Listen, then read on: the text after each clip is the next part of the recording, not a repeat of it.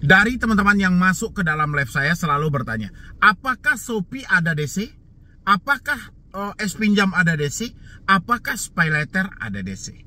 Walaupun pertanyaan Anda adalah ada DC, tapi saya tahu di balik kata ada DC, apakah mereka datang ke rumah saya?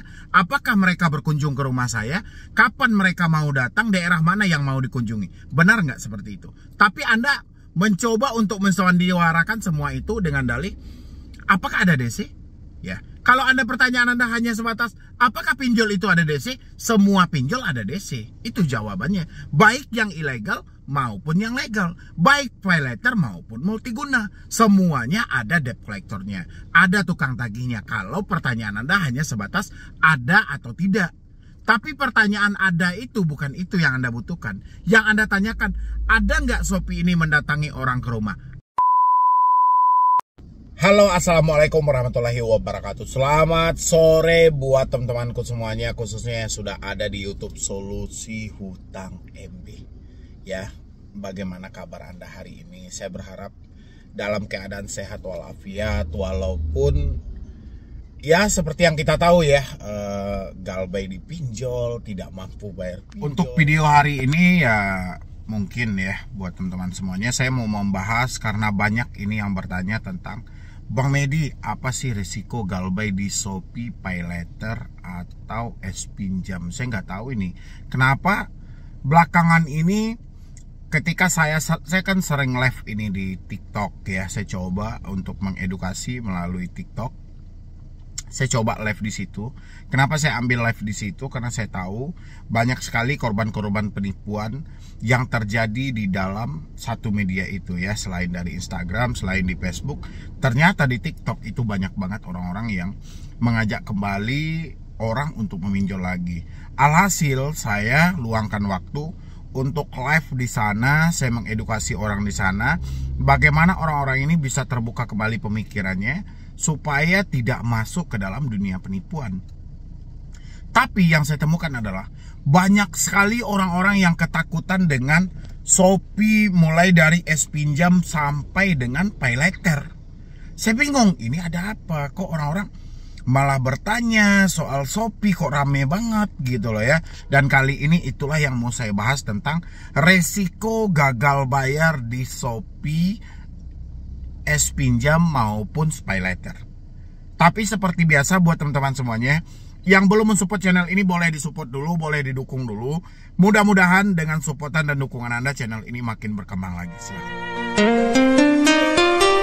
Oke, ini handphonenya saya pegang aja ya buat teman-teman semuanya.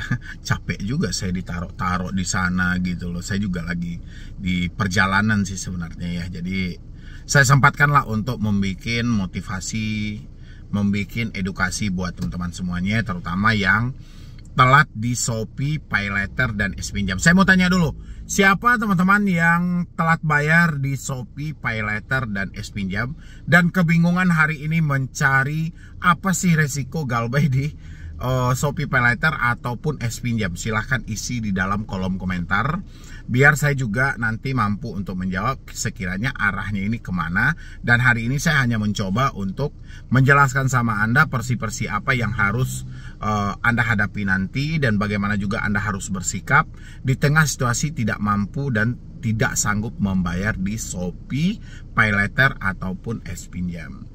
Kalau untuk di Shopee-nya sendiri mungkin kita sudah sama-sama tahu lah ya, Shopee mungkin mengarah ke SpayLater dengan kita beli sekarang bayar nanti gitu loh. Kebanyakan kita beli barang dan habis itu dengan limit SpayLater kita juga bisa berikan untuk belanja, bahkan sampai orang ada yang gestun ya. Kalau untuk S-Pinjam mereka yang multigunanya langsung gitu ya, jadi dengan uang tunai. Apa sih resikonya? Kalau untuk yang Anda tanyakan soal resiko Shopee tidak jauh beda dengan pinjol-pinjol legal lainnya ya. Hanya saja mereka ini sudah mengarah ke SpayLater. Seperti yang sudah kita tahu, resiko dari SpayLater itu adalah BI checking ya, masuk ke dalam slick OJK. Itu resiko yang paling terberat yang harus kita hadapi. Tapi pertanyaan yang saya amati, teman-teman yang masuk ke dalam live saya selalu bertanya, apakah Shopee ada DC? Apakah S-Pinjam ada DC? Apakah SpayLater ada DC? Walaupun pertanyaan Anda adalah ada DC, tapi saya tahu di balik kata ada DC, apakah mereka datang ke rumah saya? Apakah mereka berkunjung ke rumah saya? Kapan mereka mau datang? Daerah mana yang mau dikunjungi? Benar nggak seperti itu? Tapi Anda mencoba untuk mensandiwarakan semua itu dengan dalih, apakah ada DC? Ya, kalau pertanyaan Anda hanya sebatas apakah pinjol itu ada DC? Semua pinjol ada DC. Itu jawabannya. Baik yang ilegal maupun yang legal, baik pay letter maupun multiguna, semuanya ada debt collectornya, ada tukang tagihnya. Kalau pertanyaan Anda hanya sebatas ada atau tidak. Tapi pertanyaan ada itu bukan itu yang Anda butuhkan. Yang Anda tanyakan, ada nggak Shopee ini mendatangi orang ke rumah? Ada. Ya, jawabannya ada. Tapi jangan ketakutan dulu. Saya ini paling takut membahas hal seperti ini. Ya, kenapa? Ketika saya bahas di daerah A, yang ketakutan daerah B. Ketika yang saya bahas daerah B, yang ketakutan daerah Z, C, dan lain sebagainya. Ya, jadi dia main dramatiskan aja. Walaupun Anda sama-sama terjebak di Shopee, di S-Pinjam, di SpayLater, resiko Anda akan beda-beda. Ada yang akan dikunjungi, ada juga yang tidak dikunjungi sama sekali. Ada yang selalu diancam dan ditekan, ada juga yang tidak merasakan sama sekali. Beda-beda. Walaupun dalihnya Anda sama. Kira-kira resiko yang sama-sama kita dapatkan kalau benar-benar kita tidak mampu bayar dan tidak sanggup bayar, BI checking. Pasti nama Anda akan masuk ke dalam kolektibilitas kredit bermasalah. Ya, atau skor kredit Anda akan menurun. Ya, cuman itu resiko yang menyeluruh. Apakah dia akan berkunjung ke daerah Anda? Belum tentu. Ya, mungkin di daerah besar kayak Jakarta mungkin saja mereka ada, tapi tidak bisa dijadikan patokan bahwa mereka akan selalu mengunjungi Anda, tidak bisa. Ya, berkunjung atau tidaknya debt collector itu juga bergantung dari sikap Anda hari ini. Ya, kalau Anda menunjukkan suatu kelemahan, Anda menunjukkan suatu ketakutan, Anda tidak tegas dengan keadaan ini, Anda tetap akan jadi bulan-bulanan debt collector. Kenapa? Debt collector juga manusia loh. Dia mampu menilai Anda, oh ini orang ketakutan, ini orang kecemasan. Kalau saya mendatangi mereka, kalau saya kunjungi mereka, besar kemungkinan saya akan mendapatkan tagihan. Paling tidak orang ini akan gali lubang tutup lubang. Paling tidak orang ini akan menjual aset-aset dia. Itu yang terjadi. Makanya saya selalu himbau buat teman-teman, jangan tunjukkan kelemahan Anda ketika berhadapan dengan pinjaman online. Ketika Anda tidak mampu bayar, jangan pernah tunjukkan suatu kelemahan Anda. Ya, kalau kita tidak mampu bayar, habis itu kita didesak oleh debt collector, kan sering itu dari S-Pinjam, SpayLater mengirim kayak ini surat tagihan kami, ini surat kolektor lapangan kami, ini surat jalan kami. Anda nggak usah baper. Ya, Anda sampaikan, oh ya sudah.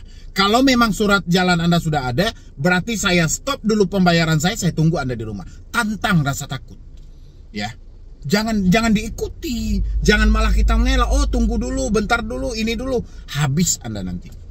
Ya, percaya sama saya, debt collector itu juga manusia. Dia mengkaji juga bagaimana psikologi Anda, bagaimana ini mental Anda, bagaimana ini pemikiran Anda. Kalau dia melihat celah, Anda mampu untuk mereka tekan, hancur hidup Anda.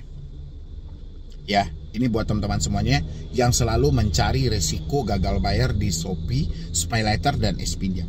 Resikonya tidak ada yang berat. Resiko yang paling berat, ketakutan yang Anda alami ini. Ketika ketakutan itu sudah ada dalam diri Anda, besar kemungkinan debt collector berani berkunjung ke rumah Anda. Tapi kalau Anda menunjukkan ketegasan, debt collector berpikir 1000 kali untuk datang ke tempat Anda. Ya, karena dia nggak mau terjadi argumentasi. Dia nggak mau terjadi perdebatan dengan Anda betul.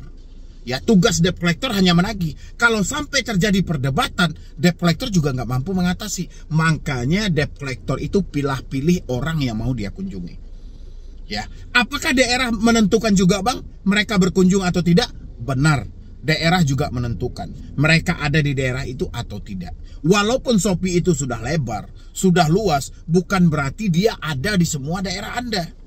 Ya, kalau Anda bertanya hari ini di daerah mana aja ada Shopee, Bang, saya nggak ada datanya. Ya, yang penting bagi saya perbaiki mental Anda, persetan soal Anda galbay Shopee, persetan mau mereka datang ke rumah. Kalau Anda nggak mampu, jangan gali lubang tutup lubang. DC juga manusia, ingat itu. DC juga manusia. Saya tahu Anda yang ketakutan, yang kecemasan didatangi DC, permasalahannya cuma satu. Anda sedang bersandiwara dengan hidup Anda hari ini. Ya, Anda mencoba mengelabui orang sekitar Anda seakan-akan tidak terjadi apa-apa. Dan yang Anda bayangkan, seandainya DC datang ke rumah, tiba-tiba dia nongol di depan pintu Anda, mertua ada di rumah, orang tua ada di rumah, suami ada di rumah, istri ada di rumah, Anda tidak memberitahu bahwa Anda sedang ada hutang.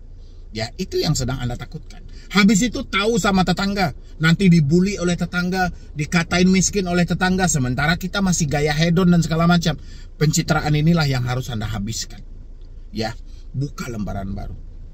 Terbuka, ikhlas, jujur dengan diri Anda hari ini. Kalau enggak, sekecil apapun masalah Anda yang Anda hadapi, kalau Anda bersandiwara sesuatu yang enggak ada Anda jadikan ada, ya, sesuatu yang nggak mungkin Anda selalu anggap itu mungkin, akan jadi beban berat bagi diri Anda.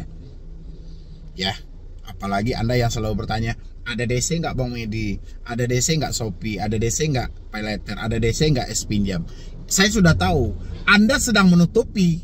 Contoh kemarin, ada yang nelpon saya dan masuk dalam diskusi khusus, Bang Medi, saya nggak pengen nih Bang, nanti DC itu datang ke tempat kerja saya, habis itu saya dipecat Bang. Oke, saya bilangin, Bu, gini aja deh, mohon maaf, Ibu Muslim apa tidak? Iya, saya Muslim Bang. Oke, kalau Anda Muslim, Anda harus percaya bahwa rezeki Tuhan yang menentukan. Sifat kita manusia hanyalah ikhtiar dan berusaha. Ya, kita berusaha itu bagian dari ikhtiar juga. Yang penting kita berusaha. Dapat rezeki atau tidak, itu Tuhan yang menentukan di situ. Bukan karena kita hebat, bukan karena kita pintar, bukan karena kita ada ijazah, bukan karena skill kita bisa bekerja di perusahaan itu, tapi karena izin dari Yang Maha Kuasa menitipkan rezeki kita melalui perusahaan itu. Baik Anda menjadi pegawai, menjadi karyawan, menjadi pedagang, menjadi Gojek, menjadi segala macam. Rezeki Anda dititipkan oleh Tuhan melalui hal-hal itu. Ya, bukan karena Anda hebat, bukan karena Anda lulusan ini, no, tidak. Ya, tapi ikut campurkan Tuhan dalam rezekimu. Dengan seperti itu kamu tidak terlalu memberatkan dirimu karena takut kehilangan pekerjaan. Ya, karena Tuhan tahu apa yang dibutuhkan umatnya. Akhirnya dia mikir, oh iya juga ya Bang. Iya benar. Saya bilang iya memang. Oh Anda sekolah, Anda sarjana, oh Anda berpendidikan tinggi, itu hanya menandakan bahwa Anda pernah sekolah, Anda pernah belajar, ya cuman itu aja. Bukan berarti itu menandakan Anda pernah berpengalaman mendapatkan rezeki, nggak ada hubungannya.